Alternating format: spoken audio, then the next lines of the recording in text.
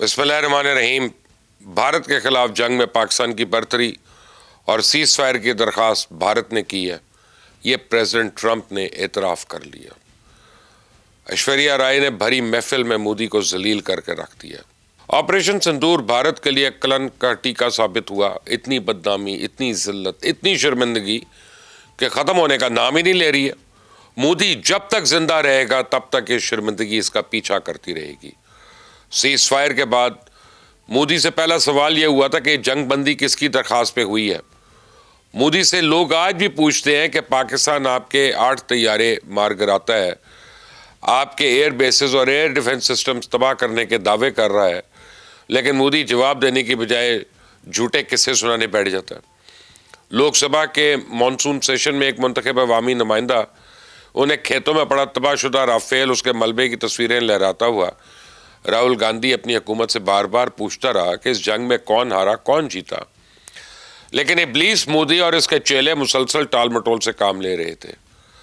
तो अमेरिकन कांग्रेस में कल एक रिपोर्ट पेश हुई है जिसमें इस बात का इतराफ़ किया गया कि भारत के खिलाफ जंग में पाकिस्तान ने वाज़ेह बरतरी हासिल कर ली है। आप अपनी स्क्रीन पर इस रिपोर्ट की कॉपी देख सकते हैं।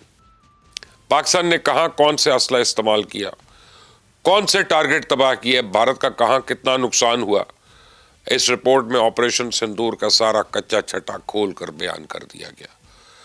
लेकिन कमाल तो अमेरिकन प्रेसिडेंट डोनाल्ड ट्रंप ने किया। उन्होंने पूरी दुनिया के सामने मोदी को नंगा करके रख दिया और बता दिया है कि ये है वो कमीना जो सीज फायर के लिए रोता हुआ मेरे पास आया था। And I got a call from Prime Minister Modi saying, "We're done." I said, "You're done with what?" "We're not going to go to war." I said, "Thank you very much. Let's make a deal." But I saved a lot of people, millions of people on many other wars. Azerbaijan, you know what was happening there? I settled that. That was going on for many, many years. President Trump पहले दिन से दावा करते आ रहे हैं कि ये cease fire इनकी मुदाखलत पे हुआ। उन्होंने इशारतन भी कभी यह नहीं बताया था कि सीज फायर की दरख्वास्त मोदी ने की थी।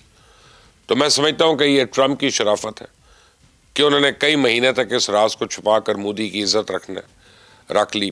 वो चाहते तो पहले ही रोज दुनिया के सामने मोदी को नंगा कर देते, लेकिन उन्होंने उस कमीने के जख्म जो है उस पर मरहम रखने का इंतज़ार किया और 7 महीने के बाद दुनिया को हकीकत से आगाह किया।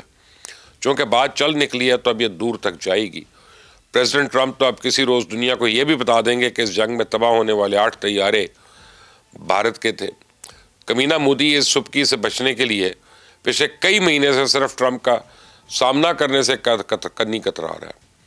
आप मोदी सरकार और भारतीय सेना की क़यादत की मुनाफ़कत देखें कि एक तरफ वो पहले दिन से अपने नुकसानात को छुपाने की कोशिश कर रहे हैं और दूसरी जानिब ऑपरेशन सिंदूर का दूसरा राउंड शुरू करने की धमकियां लगा रहे हैं।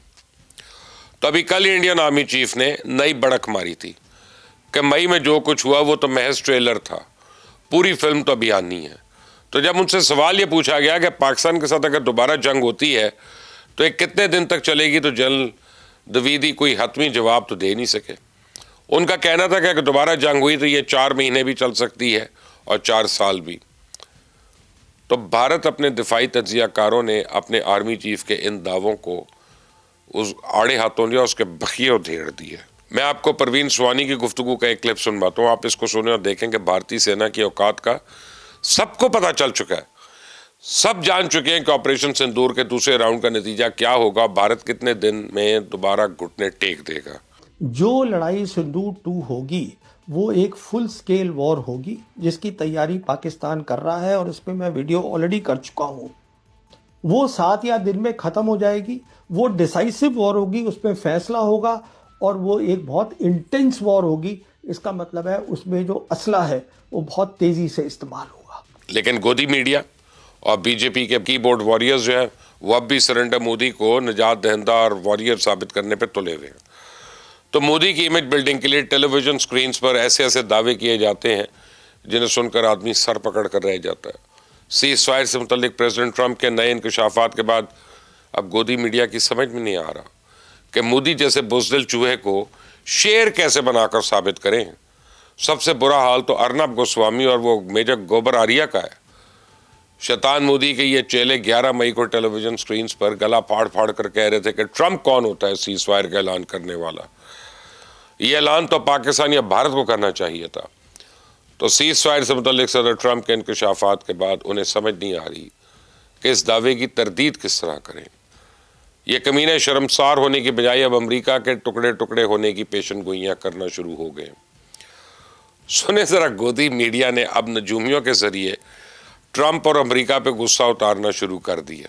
Donald Trump will be the last president of United States of America.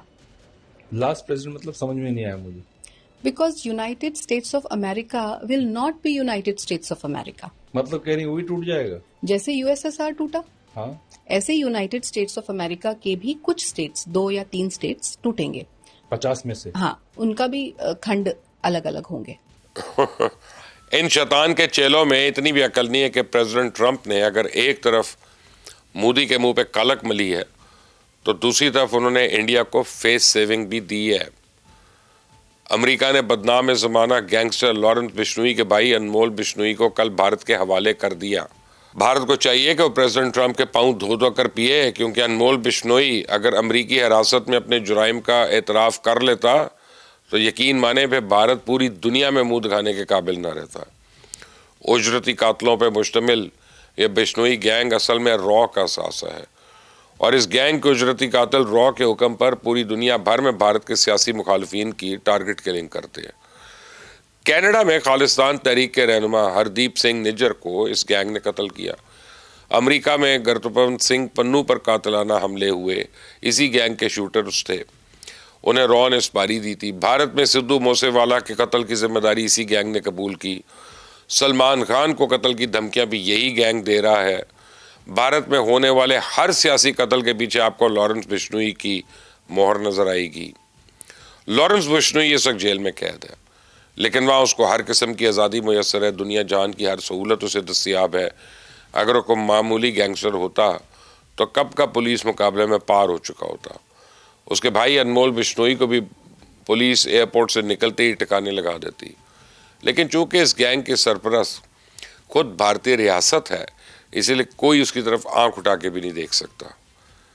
तो मैंने हमेशा मोदी सरकार की इस वैश्याना पॉलिसी पे कड़ी तनकीद की है, और मैंने मोदी सरकार की इंतहा पसंदी को बेनकाब किया और बार बार सवाल उठाया कि भारत की सिविल सोसाइटी बीजेपी के पुरतशद्दुद रवैये के खिलाफ एहतजाज क्यों नहीं करती। तो मैंने अक्सर इस बात पर अफसोस का इजहार भी किया है कि बॉलीवुड हिंदुस्तान के खिलाफ आवाज़ क्यों नहीं उठाता और सेकुलरिज्म का दिफा क्यों नहीं करता। शायद ये तनकीद मेरी ऐश्वर्या राय तक पहुंच गई। वो बारिश का पहला कतरा साबित हुई है। ऐश्वर्या राय ने कल एक महफिल में मोदी के सामने उसके शैतानी नजरियात पर थूक दिया। सुने जरा। There is only one caste, the caste of humanity. There is only one religion, the religion of love. There is only one language, the language of the heart. And there is only one God, and He is omnipresent. खबर यह है कि बांग्लादेश की कौमी सलामती के मुशीर खलील रहमान शेख हसीना वाजिद की हवालगी के लिए दिल्ली पहुंच गए। तो खलील रहमान ने इस सिलसिले में कल अपने भारतीय हम मनसब अजीत देवल के साथ मुलाकात भी की। और बांग्लादेश का मुतालबा है कि हसीना वाजिद जंगी मुजरिम है। इंटरनेशनल ट्रिब्यूनल ने उसको सजाए मौत भी सुना रखी है, इसलिए हसीना वाजिद को हमारे हवाले किया जाए ताकि इसे इसके किए की सज़ा दी जा सके। लेकिन अजीत देवल ने अपने आखिरी मोहरे को बांग्लादेश के हवाले करने से इनकार कर दिया। मैं समझता हूँ कि भारत को एक जंगी मुजरिम को पनाह देने की अब कीमत चुकानी पड़ेगी। बांग्लादेश की अबूरी हुकूमत हसीना वाजिद की हवालगी के लिए बहुत जल्द अवामी सतह पर एक मुहिम शुरू करने वाली है। आने वाले दिनों में आप देखेंगे कि भारत के लिए दुनिया को जवाब देना मुश्किल हो जाएगा। लिख लें आज आप मेरी ये बात, कमेंट से मुझे अपनी राय दीजिएगा। इस चैनल को सब्सक्राइब करना मत भूलें। अंटिल द नेक्स्ट टाइम, अल्लाह हाफिज़।